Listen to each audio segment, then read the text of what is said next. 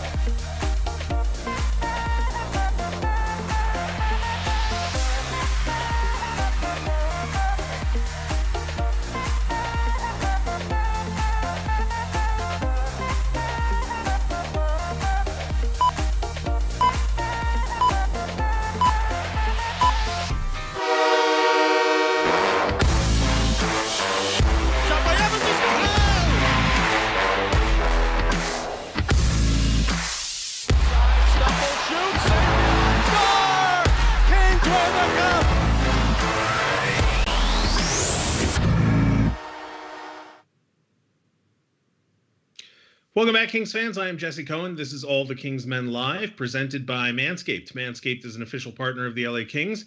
Thanks to this revolutionary company, manscaping accidents are a thing of the past. Just get yourself the Manscaped Perfect Package 3.0. Inside, you'll find products like their Lawnmower 3.0, which is advanced skin-safe technology, so this trimmer won't cut you. Everything you need to keep trimmed and smelling nice is in the Perfect Package 3.0. You can get 20% off plus free shipping with the code KINGSMEN at manscaped.com. That's manscaped.com, and use the code KINGSMEN. Joining me as she does every week, Carrlyn Bathe. How are you doing today, Carrlyn? I'm doing well, Jesse. How are you doing? I'm okay. I pulled off that read while turning the sound off on my phone because I heard a notification halfway through it. So I looked down. I was like, "Was that me?" That was me. That was me. No one would have No, known. I'm proud of myself for not missing a beat and being able to do two things at once. It's rare. Never do. We took last week off for Thanksgiving. Did you have a good Thanksgiving, Carrlyn? I think so. I had it was like a nice little social distance, parents, brother and sister, Hammer and I, my little brother, two separate tables far apart outdoors. It was the most unique Thanksgiving I think I've ever had, but it was small, quaint, delightful. And yeah, how was yours? Mine was fine. I FaceTimed with my dad and his family out in South Carolina. Aww. And my little sister DoorDashed me, surprised me with Thanksgiving dinner from Denny's. So my God! I had something to eat with them while that sounds while delightful. we were on the phone. Yeah, now it's December. Thanksgiving is over, which of course means that now every day until December 30th is Christmas. Yep. So this week's Would You Rather is pretty simple. Carrlyn, would you rather be able to only listen to Christmas music from before 1990, but watch every Christmas movie from after 1990, or only watch Christmas movies from after 1990 and only be able to listen to music from before 1990? Hold on. Say that one more time. All right, so we're splitting. What do we get with the first answer or the first choice? Well, so the reason I chose 1990 is because for me, Mariah Carey's "All I Want for Christmas Is You" is the sort of all around. I'm trying to figure out where I get that. So say one more. So that's 1994. Okay. So you can listen to every piece of Christmas music written after 1994. Okay. But you can only watch Christmas movies from before 1990. Before 1990.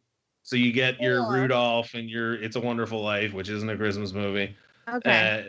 Or the reverse, which is you can only listen to Christmas music from before 1990. So all the classics, right? You know, the Bing Crosby and Let It's all that. Yeah. But you get every Christmas movie, which of course now is there's 30 movies a year from Netflix and Hulu. All right, so you're gonna take. I want that one because I don't want to lose Elf. I can't lose Elf. There you go. I'll trade Mariah Carey for Elf this one time only, because I really can't live without All I Want for Christmas Is You. I don't think anybody can. But if you're going to make me choose, I can't live without Elf either. Or Home Alone. There's so many good Christmas movies. Or Love Actually. Like, no, you can't make me. No. Love Actually, a very polarizing film out there. We're going to bring in our Christmas movie expert, John Hoven, the mayor, for his opinion. John, do you have a strong opinion on Christmas music or movies? No, I don't. I guess if I just get vacation, I'm good to go. So I think that falls. Oh, there you go. 1990. So yeah. I don't know the Mariah Carey song you're talking about. Sorry. Yes, you do. You can't have you may not realize that it's her, but you cannot have lived in America. Music. Right here too, like you literally know everything about music ever, and you don't know this Mariah Carey song. Jesse, can you sing it? We're like quoting songs off the Bad Religion Christmas album, then maybe I would Mariah Carey. I don't know. It just doesn't. Sorry. Jesse, sing a few bars. If we weren't live, I would attempt it, but nobody wants to hear me sing. What they really want to hear is about the World Junior Championship, because we don't have an NHL season yet, and so coming up is going to be the first opportunity since the NHL playoff bubble for Kings fans, at least, to get a real good look at some of the Kings prospects. John, before we dive into the WJC, though, I know that you are doing a bracket for the best reverse retro jerseys. You've got some jerseys behind you. So where do we stand in the fan voting on who had the best reverse retro jersey? Well, yeah, just on the jerseys behind me, Jesse, I see everybody doing their Skypes and whatnot in front of bookcases. And so I was trying to be a little bit different. And I saw, Mario Lemieux was flexing, doing it in front of all of his trophies. I was going to put up, best sports blog trophy from a number of years ago, but I thought that was too much of a flex for today's visit. So I went jerseys. Since you and I were talking retro jerseys the other day, we're getting down into the final four. This is the Reverse Retro Cup. Thank you for plugging it on mayorsmanor.com. The fans are voting, and the idea behind it was simple. Enough of all the media people ranking their opinions. Nobody wants to hear my opinion on a jersey. So let's hear what the fans have to say. And the fans are voting. So right now, of course, you have the Kings and Colorado, the Whalers. Those are some of the leading candidates. I just don't know how the Minnesota Wild have made it this far, because that jersey is terrible, in my opinion. I think, look, I went to Long Beach Poly High School. The colors are green and gold. And I'm always stunned. I was never a huge fan of them, but I'm always stunned out in the wild, when, no pun intended for the Minnesota Wild, but I'm always surprised when I see those colors out in the wild, how much people like them. So I have a feeling it has something to do with that, but I could be wrong. Do you have a favorite, John? If you couldn't pick the Kings jersey as your number one, do you have a favorite overall? It's funny because when the jerseys first started leaking and when they were announced, I kind of was leaning a certain way. And more recently now, I really like the Washington Capitals jersey. It's growing on me quite a bit. Washington Capitals. Interesting. Yeah. Not my favorite, but hey, like you said, nobody wants to hear what the media has to say about it. Let's talk about the World Junior Championship. John, you said, I don't know, it was 2 months ago or something, you tweeted out that the Kings might have the possibility of sending 11 players. It doesn't feel like it'll wind up being 11, but I really wouldn't be surprised if it's 9 again. Yeah, the 11 was, sort of a hope and a prayer with a couple of those guys. You have like Markkanen, for example. Finland has not announced their roster yet. They're the last holdout. They'll be announcing tomorrow, from what we understand. So right now you have 9 guys that have already been announced. Then, you'll get 2 more potentially on Finland, 1 at least. But Markkanen would be kind of slotted as the 4th goalie in their camp. So, depending upon what happens during camp, he might be included. He certainly is not projected to be the starter for that group. But all of the other players look pretty strong in terms of their ability to make the team or the confidence level we have in them making their respective teams. Outside of maybe Grans, I'm hearing he's probably about 50-50, and that's really just because that Sweden team is so deep. So let's go through the teams. We've got Slovakia with Martin Chromiak.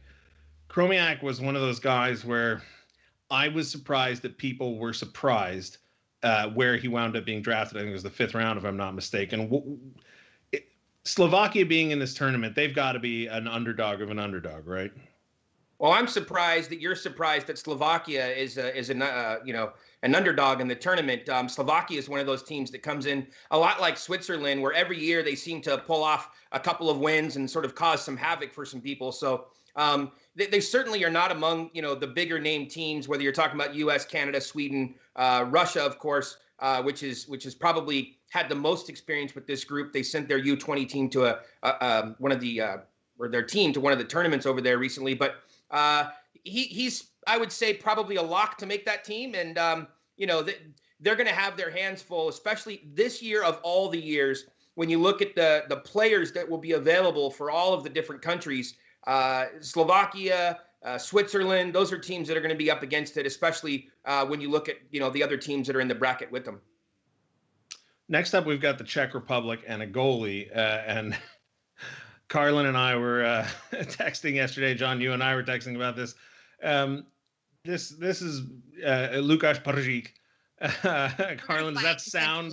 We're setting up like what he said to you when he said his name? Listen, okay. So we've been arguing about how to pronounce his last name for so long. And Jesse actually does a lot of research. He talks to a lot of people. He gets a lot of opinions. He listens to translations on things. He looks up letters that don't exist in the English alphabet and tries to figure out how to pronounce them. And I was saying Parik because any sort of English speaking announcer that I've heard say his name in a video, that is how it is said.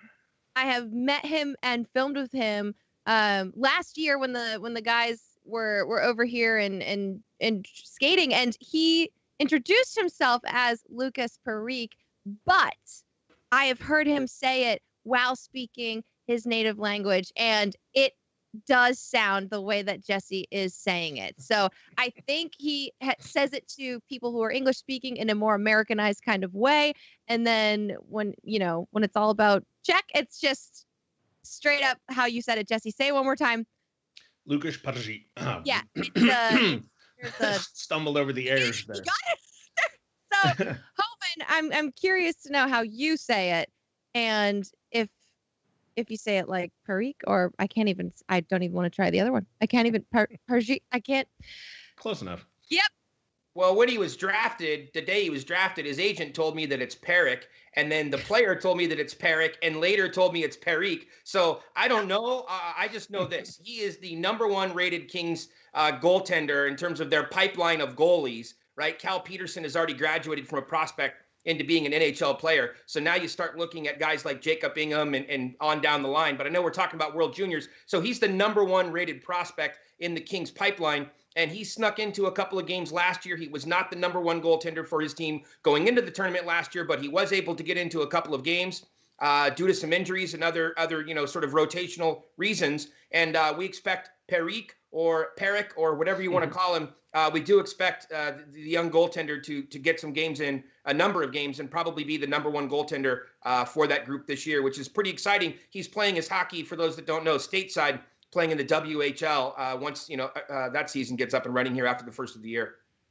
I'm always sort of fascinated at the World Juniors is sort of like the NCAA March Madness, right? A really good performance can sort of make a guy's career.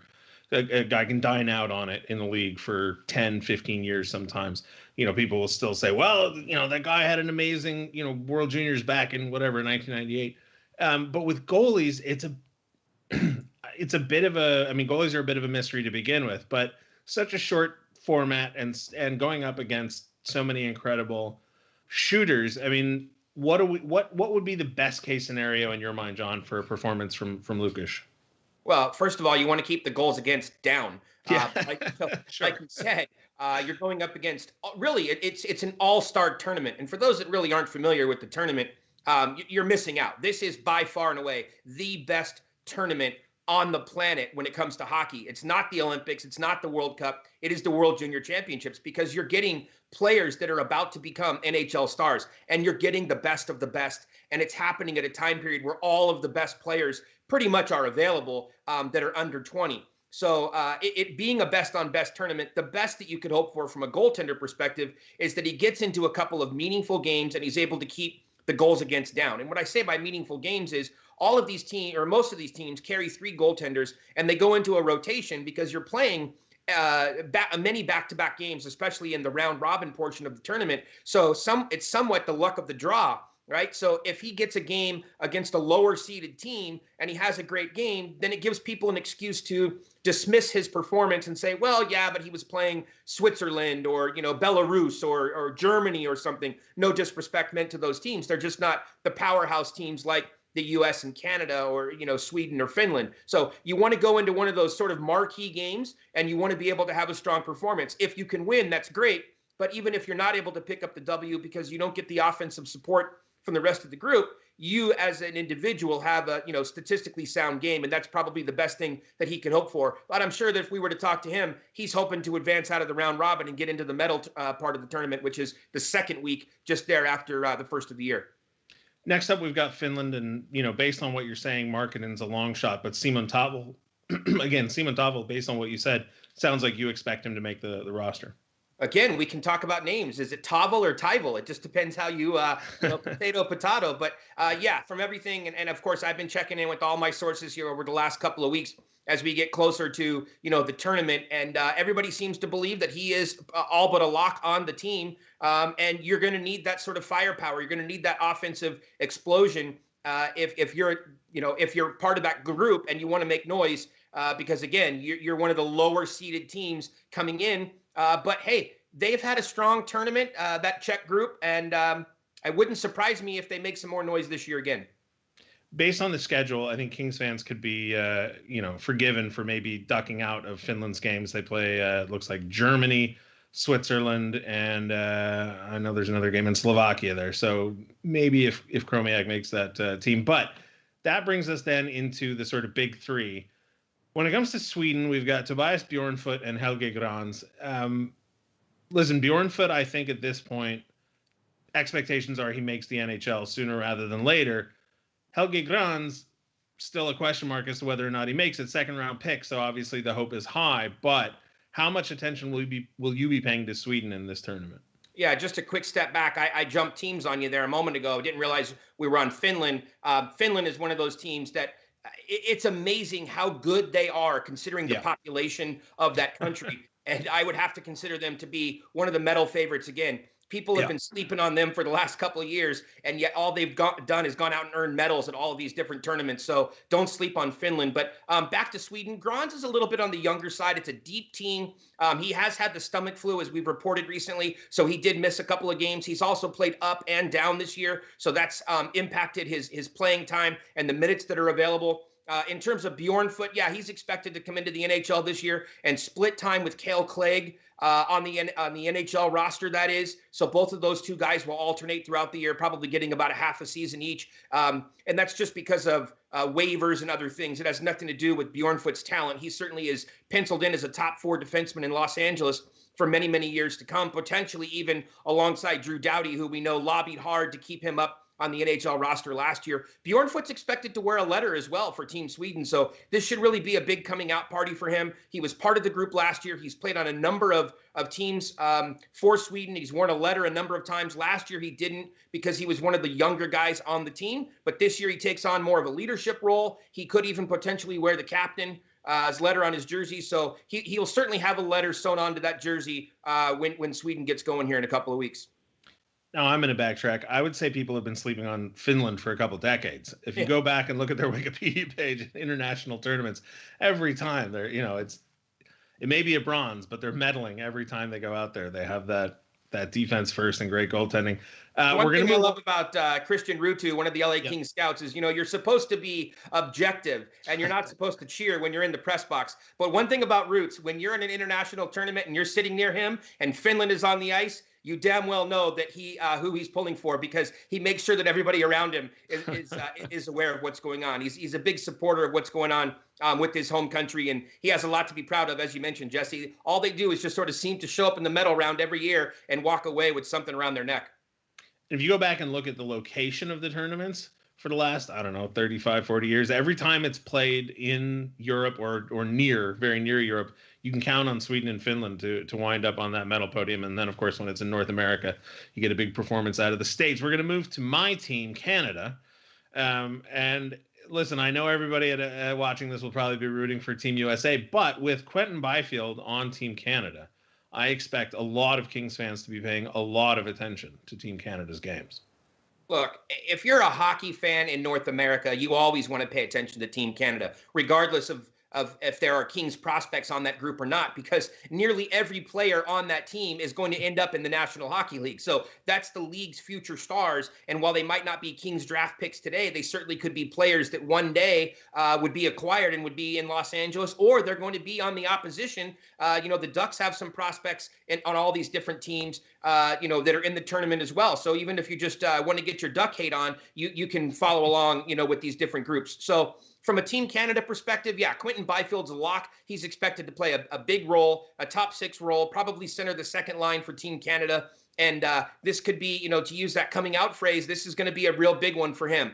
He was one of the youngest players on the team last year, had sort of a supporting role. But this time around, after being the number 2 overall pick by Los Angeles, he's somebody who's certainly expected to drive a lot of the offense and produce a lot for that group, not only offensively, but also to be able to shut things down defensively and really provide some defensive support to some of their bottom 6 players as well. On the defensive side, Jordan Spence, he's probably 50-50 in terms of making that team, certainly taking nothing away from Spence. He was Rookie of the Year, his first year in the queue, and then went on to become the Defenseman of the Year. So a lot of praise is warranted for that Quebec League blue liner. But, again, you're talking about a deep, deep Canadian team, and we'll have to see if he ends up making the club or not. Spence is one of those players where, he's undersized, I suppose, technically. But I remember when he was drafted, all the talk was about how he can handle adversity, may be too strong a word, but how he can handle unexpected situations, let's say, whether it's moving as a kid or, joining new leagues all the time. He joins a crowd of right shooting defensemen, and we'll get to one more when we get to Team USA. But 5 seasons from now, 6 seasons from now, I think it's going to be really interesting to see who's on the right side of the Kings blue line. He is a player that people should not be sleeping on. He is certainly a rising prospect. We've been beating the drum of Mikey Anderson for the last 3 years. I think now everybody understands, how important he is to the organization. And next on that list is Cole Holtz, not necessarily relevant from a World Junior perspective, but just to sort of draw some comparisons. Cole Holtz is somebody that not a lot of Kings fans paid attention to when he was at Penn State. And all of a sudden, Jesse and Carrlyn, in 12 months from now, we'll be talking a lot about Cole Holtz because he's going to have a breakout year for the Ontario Reign. Coming right behind that is going to be Jordan Spence. So if he does make the Team Canada roster, I think that'll certainly elevate his stock and people will start to understand who he is. And a lot of people don't really follow the Quebec League either. So the OHL gets a lot of run as a Canadian Junior League. The WHL probably gets the second most, and the Quebec League, outside of their little circle of cities, is kind of lost upon most hockey fans. That's really deep down, on their list of following. But Jordan Spence is a legit player and a rising prospect in the LA Kings organization. And so whether he makes the club or not is immaterial in terms of making Team Canada. It's really immaterial to the big picture. I think you're right, Jesse. Don't talk about Jordan Spence right now. Talk about where he's going to be in just a couple of years from now. And the Kings really have an up-and-coming defenseman who plays a game that will fit in nice to what they call the new NHL. Sticking with the theme of right shot defensemen, we had Helge Grans in Sweden. We got Jordan Spence for Team Canada. And now we're going to get to Team USA. We're going to start off with Brock Faber, big boy, Minnesota Gopher, right shot defenseman. Does he make Team USA or is he too young? I think he absolutely makes Team USA. He's one of 2 right shots that were invited to the tournament. I just spoke with Team USA GM John Van Beesbrook the other day, and he was speaking glowingly about Brock Faber. And for anybody who's been watching the early start here to the college hockey season over the last couple of weeks, nobody seems to have taken college hockey with as big of a storm as Brock Faber. This kid has come out on a team that is now 4-0. They'll be on TV today and tomorrow, so you can watch them. Look it up on your cable stations and watch on Fox Sports North. But I'm telling you, Brock Faber is the real deal. And the Kings look to have really picked up a solid player defensively with one of their second-round picks this year. Brock Faber is paired at the University of Minnesota with Ryan Johnson, who was a first-round draft pick from the Buffalo Sabres. Of course, he's also Craig Johnson's son. Craig Johnson is set to be the assistant coach in Ontario this year, former LA King, for those that might be, newer fans. But those two are having an outstanding season as the second pairing for Minnesota. And in talking to Van Beesbrook, it sounds like they plan on putting those two together. And that's a really smart move. You're talking about a tournament that's really being put together quickly. These teams are being put together quickly heading into the tournament. There's already some chemistry that's developed between Faber and Johnson. So why mess with something that's already working? Those two have looked phenomenal for the Golden Gophers. Put them out there again for Team USA. I think Brock Faber absolutely makes the team on defense, and that'll give the Kings 3 players on Team USA. That brings us to the 2 players that we mentioned yet for Team USA, Arthur Calif and Alex Turcotte, 2 players that I think everybody hopes and expects to see in a Kings jersey sooner rather than later. But last season, a lot of the talk was that the deployment that the coaching staff for Team USA used was questionable, let's say, when it came to some of the higher skilled players, not just Kings prospects, but also guys like Trevor Zegras and the rest of the roster. With a year come and gone and players moving on, do we expect to see Calif and Turcotte used in the higher profile moments? Absolutely. And again, referencing that conversation with Van Beesbrook, he talked over and over about the fact that you have guys like Zegras, but you also have Turcotte and Calif who are returning guys who are coming back. So last year, as first-year members on that club, there are other older players, and it's just a natural tendency, especially when you're younger and you don't carry that same level of confidence that you do as you mature in your years and your experience. It's natural to defer to some of those older, more experienced players, guys that have been there before. There's a lot of pressure on you as well when you're playing in an international tournament and you're putting on a jersey like a Team USA jersey. Now that Turcotte and Calif have already been through that, they have that experience under their belt.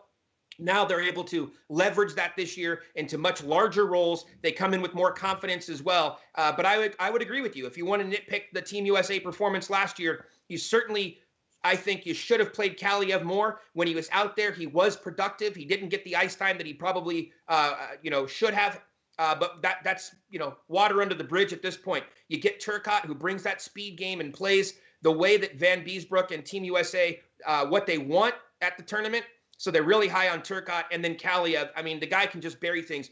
But don't forget that Artur Calif is a great passer. We've talked about this a lot in the past, on our own program, Jesse. And Artur Calif's passing is completely underrated. And in talking with Nelson Emerson of the LA Kings, he pointed out Brett Hull, one of the greatest goal scorers of all time. One of the things that Nelson Emerson remembers most about Brett Hull is his ability to pass the puck. And I think you're seeing the same thing with Artur Calif. Everybody's going to end up talking about all the pucks that he puts in the net and all those goals that he buries, especially on the power play. But don't forget that Artur Calif can also thread one through and set up his teammates. Calif was one of those players where when he was drafted, you start doing the research and you hear all of the sort of, well, he's really good at this, but he could be better at XYZ, whatever. And I'd go and I'd watch the clips and I'd go, I don't know, his defense looks great. His passing looks great. His work ethic looks great. I don't get it. I never understood the Calif slander. Obviously I'm biased, but we're going to go through the schedule here real quick. Christmas Day, we've got USA versus Russia. Scale of 1 to 10. Carrlyn, I know your husband, also a huge hockey fan. Will you guys be watching that game on Christmas Day? Sure, gonna try. Yeah, we're not doing much else. We're all stuck at home still. Fair so enough. absolutely. John, is USA versus Russia still a thing?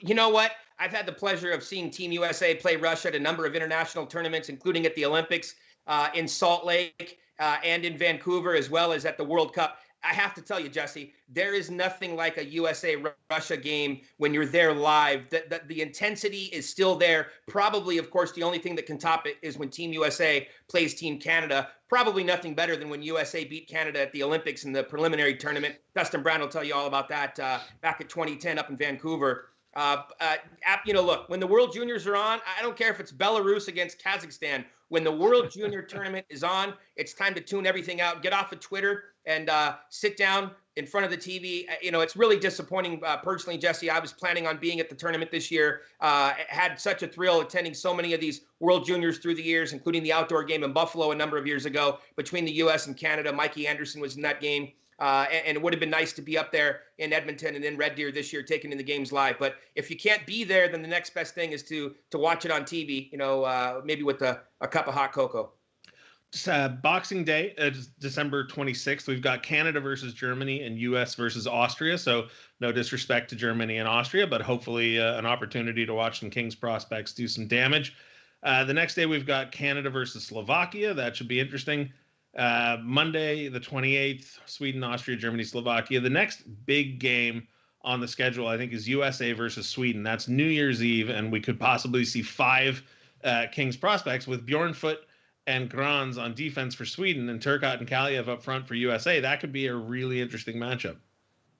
New Year's Eve is typically when the big games are, and that date has usually been reserved for the U.S. versus Canada. But this year it happens to be the U.S. versus Sweden, which is absolutely an important game. When you look at Team Sweden, they are unbelievable in the preliminary games in the round robin portion. There's something like 400-0 in their last 400 games. They haven't lost a game, I think, in the preliminary round since maybe the 1800s. So Sweden and the U.S., that's going to obviously be a big game. And we'll have to see, heading into that, the implications, because those early games, it's all about the implications of where you fall in the playoff round. And of course, Team USA, like any team, wants to get as many points as possible so they get the quote unquote favorable matchups in the medal round. But I think if you're an LA Kings fan, or even if you're a USA fan, what you're really hoping for is for things to line up for USA to play Canada at some point. That can't take place in the round robin. It only can take place in the medal round. So we'll have to see how things shake out there right after Christmas. The medal round starts Saturday, January 2nd. They play on the 2nd, the 4th, and the 5th. And what a better way to start off 2021, get 2020 out of our mouths with a USA-Canada gold medal game. That'd be incredible. Yeah, that would absolutely be outstanding. But look, it's going to be a great 2 weeks. And so, Bettman has not returned my text messages over the last couple of weeks, but I have been heavily lobbying. Forget the start of the NHL season on January. Let's start the NHL no earlier than January 7th. Let all of hockey, the entire world, let them watch the World Junior Tournament. There's plenty of time for the NHL after January 6th or 7th. Yeah, the World Junior, I mean, it does sort of get overshadowed when you have the regular season going on along with it. But as I said, if you have a strong tournament, you can dine out on it forever. Akil Thomas, hopefully he comes into the league and is great for the Kings. But if for whatever reason he's not, there will be a GM in the league somewhere that remembers that goal and will give him a contract just based on it. Hey, Jesse, I'll tell you what. I know Carl loves the breaking news, so I'm going to give you a scoop here. I'm going to give you some breaking Oh, news now that you all mentioned right. Akil Thomas. So Akil Thomas and Aiden Dudas, they've been over there playing in Germany for the Berlin Ice Bears, and they're coming home. So Alex Turcotte has already come home. Jacobingham came home recently because he's playing over in the ECHL with the Swamp Rabbits. It's a fantastic name. But some breaking news here over just about the last hour or so. It looks like Turcotte and Dudas, from what I've been told, they're going to be coming home. The original plan was for them to play 2 more games over there. Unfortunately, the Berlin team had a little bit of a COVID scare, and so they've had some games postponed. They were actually supposed to play this morning with another game on Saturday. A couple days ago, those games were moved to Saturday and Tuesday, but it looks like now the Kings are going to go ahead and just bring Akil Thomas. Of course, as you mentioned, he scored the golden goal for Team Canada. And yeah, there's going to be GMs out there. They're going to be willing to take a gamble on Akil Thomas for a long time. I just don't see it playing out that way, Jesse. He's going to start the year with the Ontario Reign. He's going to have a fantastic season, I believe, this year in the American Hockey League. And I think you could potentially even see Akil Thomas get a brief call-up at the end of the year. But be looking for Akil Thomas to be on the LA Kings and to become a fan favorite. He is a fascinating individual, a great guy to talk to, and a very, very talented hockey player who can play at center or can play out on the wing. You mentioned the Swamp Rabbits. Their training camp opened this week. Their first preseason game on the 5th against the Stingrays. I mentioned that because I've actually been to a Stingrays game. As I said, my father lives out in South Carolina, so I probably won't be able to take in any Swamp Rabbits games this season. But the ECHL shut down 60% of its season. I mean, there's only a handful of teams playing. It's going to be really interesting to see what kind of competition Jacobingham faces. Yeah, for sure. Ingham's a first-year pro. He had a great season, a great career in the Ontario Hockey League. He played for 2 teams, finished up his career with the Kitchener Rangers, battled an injury there in the middle of the year, but really had a strong showing last year. He's a rising prospect. Back to those goaltending prospect rankings that we talked about earlier when we were talking about Lucas Perique. It's almost a 1A and a 1B situation. Ingham has a little bit of a leg up on him in terms of the fact that he's turning pro, or he's already pro. He's going to have his first professional season this year. But in talking with goaltending coaches and whatnot, they really like the overall game of Jacobingham. Again, another kid with a great backstory, started a charity in terms of giving blood and doing things after a tragedy, that happened with his family. So Kings fans will get to see Jacobingham in Ontario probably next year. This year, of course, Matt Villalta will be the starting goaltender, and then they signed a veteran backup behind him. So Ingham could potentially, if he has a strong run in the ECHL, he might get an opportunity to come up for a game or two, in the AHL. But everything's up in the air right now, as both of you guys know. The schedule is changing on a daily basis for all of these leagues, so we'll have to see. So, Jesse, from what I understand, then you're going to be streaming those Swamp Rabbits games to watch Ingham playing in those ECHL contests. I mean, like Carrlyn said, I'm not going anywhere. I don't know. I don't know if ECHL has an ECHL TV the way AHL does, but yeah, I'd watch a Swamp Rabbits game. Absolutely. I look, John, minor league hockey's great. It's a ton of fun.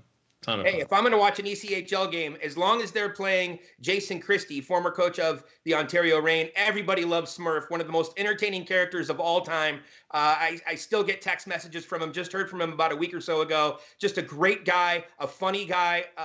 And there's probably, Mike Stothers, former coach in Ontario, loved to give me a hard time, but there's probably never been a coach that's given me a more difficult time, all out of love, pure love, than Jason Christie. Just a wonderful guy, and we certainly miss Smurf out with the Ontario Reign.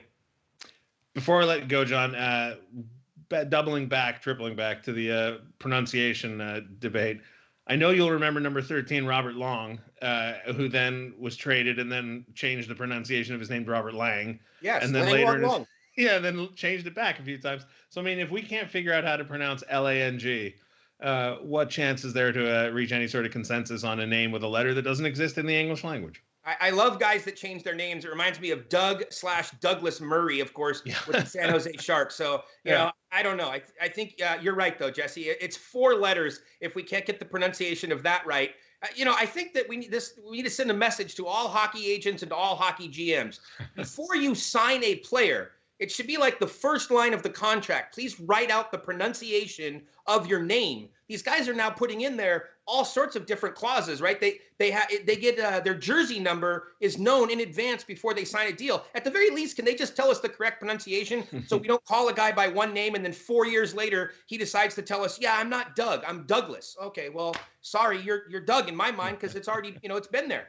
Hockey players are some of the nicest people ever too, and they'll never correct anyone. So they You're could absolutely right, literally Paul. That's be what the it is. people that go through years and years of their career being like, actually, well, nobody asked me, but it's this. Except, of course, Dave Joseph has his famous story about being corrected on a name. I won't name the player in case Dave would prefer it not get out there, but I know, John, you know what I'm talking about. DJ has some great stories. One final thing before we go, and I don't know why this popped into my head, but you and I disagree on a ton of stuff, but one thing we absolutely do agree on is, never mind the pronunciation, when a player is in a team system and is playing on the minor league affiliate, you can't wear a number of a star player on the parent club, right?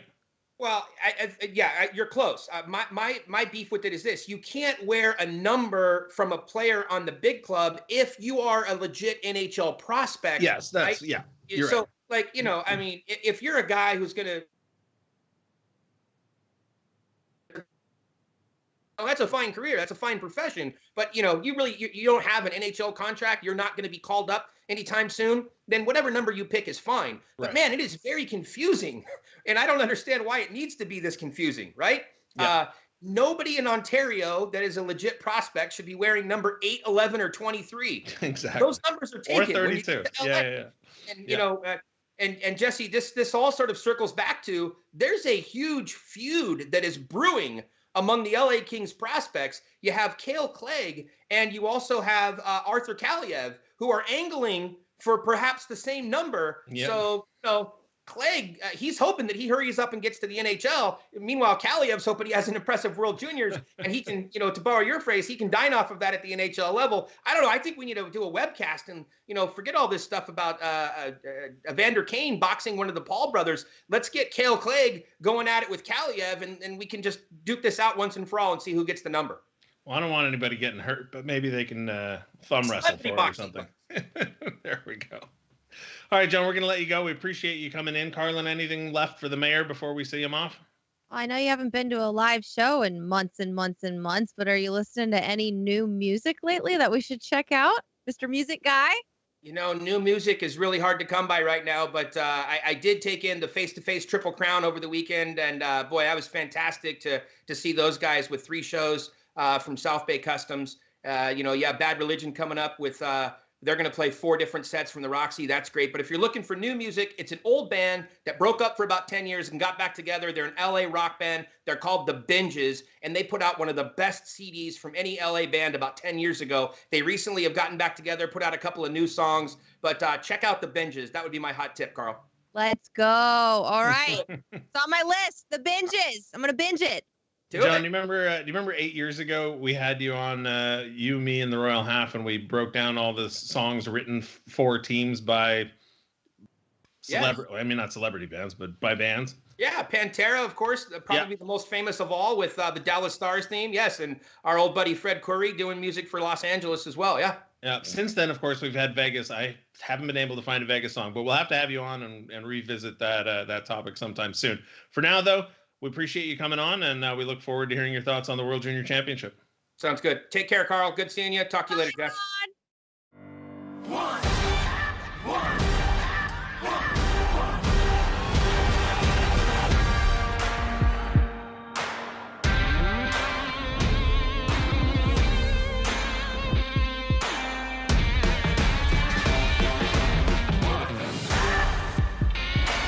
It's one all, one shot, now the future is yours. Go!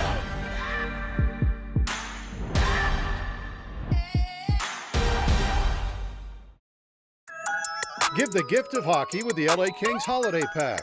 get 2 tickets to a future Kings game, a King Silver jersey, plus up to $50 in Postmates credits. Visit lakings.com/holiday pack for more information. Thanks again to Manscaped and to the mayor for joining us. What we just saw was an ad for the LA Kings holiday pack. You can get a jersey, tickets to a game whenever they're played, and even a Postmates credit. Carrlyn, pretty decent combo. Hey, who doesn't want a Postmates credit right now? That's like the biggest piece of currency right there. Let's freaking go. We're all stuck at home. You might as well get a Postmates credit, get yourself a new jersey. Feel good about yourself this holidays. Treat yourself or treat someone else. It's also a good gift. But I mean, if you're not going to gift it to anyone, gift that to yourself. Promise yourself some new tickets. It is the silver jerseys. And as I've said in the past, I'm not sure why, but the addition of the white outline and the white highlights on that jersey really turned me around on it. If you had to get a jersey, Carrlyn, from a current Kings player, I'm gonna put you on the spot here. Whose jersey would you get? Oh my gosh! Oh, you can't make me choose. That's just and yet I am. That's cruel and rude. And oh my gosh! If I had to get a jersey, probably Doughty. I feel like Doughty and I go back the furthest. You know, like it's just somebody I look at and I think of like we grew up together with the Kings. Really, when I look at him, so. I feel like maybe a Doughty. Can't go wrong with the captain. Number 11 would be great too. And or maybe someone like Dustin Brown. I don't know, but that's just me choosing, some of the guys I've known the longest, but you really can't pick. You just can't. There's too many good players, good people, too many good numbers. I mean, I understand what you're saying when you say you can't pick, but I say you can. I'm going with Sean Walker. Okay. Especially with that new 4-year contract. I feel like he's going to be around for a while. Oh, yes. And I am an unabashed Sean Walker honk. We're all fans. We're all fans. Yeah. The LA Kings holiday pack, not the only LA Kings themed opportunity right now. You can go to the Kings Care Foundation holiday store. Any holiday item that you've seen in years past, you got the Drew Doughty bobblehead, the gravy boat, the ornaments, the King's Canine Bowl there. Anything you want, now's your opportunity to get that. They've got some cute stuff, Jesse. They also I'm gonna be buying a lot of stuff. There's a really, really cool looking yarmulke, and there's like this. That sentence has never been said out loud before. Really cool looking yarmulke? Yeah. What are this is looking awesome. I'm looking at it right. I don't even know. Producer Chris probably can't even see this on my screen. Here, this is how low tech I am. Look at my phone. Look at this really cool yarmulke right now. Come on, that's legit. That is legit. Santa hats as well. I think you already mentioned the Kings Canine pack. This is another one, Jesse. You can do a personalized LA Kings street decal that if you want to put your house number on your curb, which most people do, you can make it fancy. Make it fancy. Make it Kings. I mean, that's the coolest thing I've ever seen. But yeah, lakings.com/holiday store is where that's at, and all the proceeds go into the Kings Care Foundation, which is great. So I hope nobody I'm related to is watching this, because there's going to be a lot of gravy boats heading out to people that I know. That's all I can say. Boats? There's so many options. Is there a thing with gravy boats? I don't even like gravy. I just like. You like the gravy boats? It's just such a unique item, which is. I mean, I have 3 or 4 large boxes in my closet full of Kings items that, going back to the 80s that I don't look at, I don't use. I just like the idea that I have them. And ever since I saw the gravy boat, it has bothered me that I don't have it. Now I'm going to get one. Well, and my mom's going to get one, and my dad's going to get one, and my sister's going to get one. You said you never heard maybe a really cool yarmulke as a sentence before. I don't think I've ever heard a really cool gravy boat as a sentence before. And I think that also can fall into that category because it's a really freaking cool gravy boat. Well, listen, I don't know how many bar mitzvahs or Jewish funerals you've been to, but yarmulkes are they're not cool. They're not fun. Except for this one. Except for that one, naturally. That is going to bring us into social media roundup, Carrlyn. Like I said, we missed last week for Thanksgiving, so it's the holiday season. I'm assuming that plays out within the social media roundup. Yes. So actually, we're going to be looking at something cool. Yeah. You can treat yourself again here with a cool little representation of the LA Kings brand new reverse retro jersey. And if you want me to tie that into the holidays, you can pick up one of those, and that's going to be a great gift for somebody. But if you want to play with one of those, you can now. And NHL 21, hey, that also makes a great gift. Parents, if you're listening, you can surprise your kids, download it onto their consoles, have them teach you how to do it. It's a great gift. You don't have to go to the store and even pick up a hard copy if you don't want to. And you can rock the brand new reverse retro jerseys in the game. And also there's this brand new Instagram filter, which you can use that is tied to the game as well. And we've got Blake Bolden, I believe producer Chris has got that lined up for us right there. So the NHL 94 Rewind is an option for playing in the game, and it's so freaking cool. And there's Blake right there using the little selector. What would you call that? What's that called, Jesse? The like carousel of sure. Yeah, let's call it a carousel. A carousel of jerseys there. And look at that. It just lands on the perfect one. I want to hope that's one and done, Blake. Let us know. Was that a one and done? Was that just like a holy smokes? I can't believe I got that on the first try. I got to try it myself after we get off this show here, but that's pretty cool. So Kings fans, try that filter out. You can find it on Instagram by searching EA Sports NHL in the Instagram filters. See what jersey you get, or see how many times it takes you to get the Kings jersey.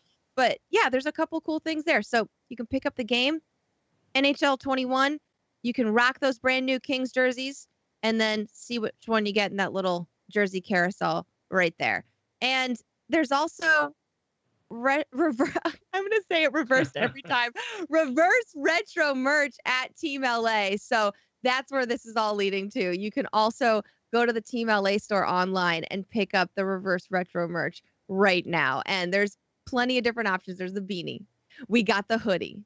We got the other sweatshirt, the crew neck. I think I want one of those. I love a good crew neck sweatshirt. Jesse, are you more of a hoodie guy or a crew neck guy? I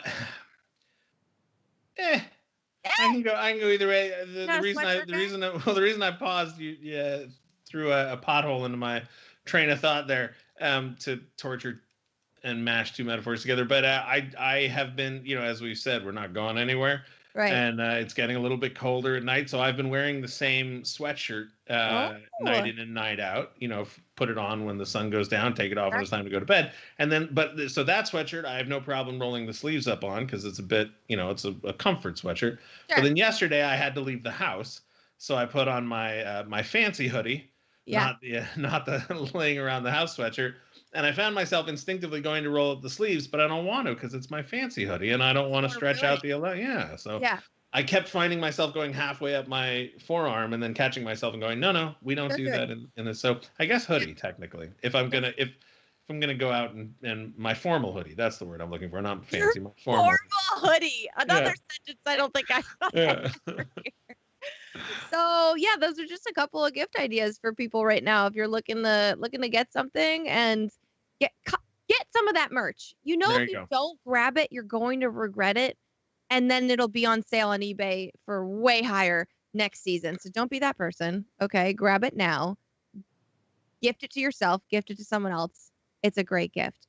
Next up, we've got a Kings fan, Tom Ackerman, beating cancer, lives in Portland, Oregon. And Kings fans came to the rescue here and sent him the coolest gift. He got a beanie and a jersey and a personalized card. In this, we were cracking up because we were reading the description. Calls it a toque, or tries to. Ends up calling it a tuck, which is the thing that you have on the bottom of your skate boot that your blade sits in. So still hockey related there with the tuck, but I get where he was going there with the toque. Pretty freaking cool, Jesse. Also, look at the art on that card. That's it's great. Bad. And, that's great art. Congrats to Tom. And if you beat cancer, you get to call it whatever you want. So obviously we wish him and his family all the best. Yeah, absolutely. Continued health into 2021. I keep wanting to call it 2121, but it's 2021. 2021 still feels, that's crazy that's on the horizon. But again, yes, congrats to Tom. That is huge, Tom. You have our support. That is amazing, incredible, and that jersey looks good. Like the number 2, 50. Yep. Very cool. Next up, we've got Kopitar family Christmas tree. Look at this beast of a Christmas tree. It's thick. It's huge. It looks straight out of a movie. The ornaments, I don't know, people at home who celebrate Christmas, I don't know if you have a theme with your tree, right? There's a couple different ways you can go here. You can have the all one color. I've got a friend, Bricky family, they've got an all white tree, white and champagne, ornaments, everything's dialed in. This kind of has a theme. The red, the white, the silver, and the gold, everything's dialed in. My tree looks like, I don't know, the Christmas tree shop threw up on it. I don't know. Do we have Christmas tree shops in California, by the way? Lots. Oh, lot. Okay. There's I'm talking about like the brand Christmas tree shops. Oh no, It's like I'm unfamiliar. Maybe, I don't know. You're Maybe asking the it's a wrong New guy. England thing. Anyway, mine looks like it threw up on my tree. And for those that celebrate Christmas at home, curious to know what yours would look like as well. But that to me is just perfection. That's what you open up a magazine and look at and see, and you're like, yeah, that's Christmas. Yeah, There it is. you're right. What we can see looks incredible. You're right. Yes. It does look straight out of a movie or out of a store or something. But I want to see the back of it. You don't think it's all the way around? Well, I don't know. That's the question, right? Now I'm, a tiny bit embarrassed to admit that despite the fact that I was raised Jewish, we celebrated the winter solstice, if you will. And we had full 360 coverage on the tree, and my my dad's wife loves Christmas. Yeah. And again, full tree, full decoration, 360. But I know a lot of people sometimes strategically place the tree so that you only have to decorate, half of it, 75%. How about you guys in the Hammer Bathe household? We've got ours front and center in the window that faces the street. So if we don't decorate the back of the tree, we're screwed. We look like we didn't do anything. So we've got to go full 360. But again, it's never going to look as good as that. No, that looks pretty good. Yeah. Insane. Moving on from Christmas, something that also happens at the end of every year is the Spotify rewind or wrap up, as they call it. And this is Matt Luff's Spotify Wrapped. And they basically take the top 5 artists, tell you your top 5 songs, how many minutes you've listened. Producer Chris was like, 30,000 minutes? Oh my gosh. Yeah, it's a lot. I mean, does he always have headphones in his ears? What's going on? The music taste is diverse here. I love that. There's a little bit of country I'm seeing. Florida Georgia Line, some Post Malone. Definitely not country there, but a good eclectic taste. Jesse, you always knock your music taste. You always say, "Oh gosh, don't even ask me about it." But to this, when you look at Luff's music taste, what do you think? Any opinions? I mean, look, I'm a white dude in his 40s, so I don't know who any of those artists are. I mean, I'm aware of Post Malone. I liked the song that he collaborated on from the Spider-Verse soundtrack. My little sister thinks he's great, so big fan, I suppose. But other than that, I don't know. Was Matt Luff the only Spotify list we wound up having? No. Let's see if anyone else was aware of Post Malone. We've got Michael Amadio. Let's see his list here. He was aware of Post Malone. He was the number one most listened to artist of the Spotify Wrapped Up year, and only 18,000 minutes. So not as many minutes as Matt Luff, but still a good amount of minutes there. Top genre for him was contemporary. I wonder if Matt Luff listens to music while he's walking the Luff pups. Maybe that would explain the doubling up on him there. Yeah. Does Meatball look like he gets a lot of walks, though? He looks like a little meatball. And I'm blanking on the other Luff pup's name, but yeah, I would think so. A friend of the show and previous guest, Pete Blackburn, I thought had the definitive take on the Spotify end of the year list, and he said, "I don't care what Spotify says. Everybody's number one listened to song was Tara Tara, Look at Her Go." I don't even remember what guy. I think it was was it a Geico ad or I don't know, but oh my god, I forget Idina what Menzel singing Tara Tara, Look at Her Go. Oh my god, was that song I'll sing. Oh my god, that was insane. Yeah, that song was just stuck in our heads for so long, all summer at least. Yeah, hopefully no more of that in 2021.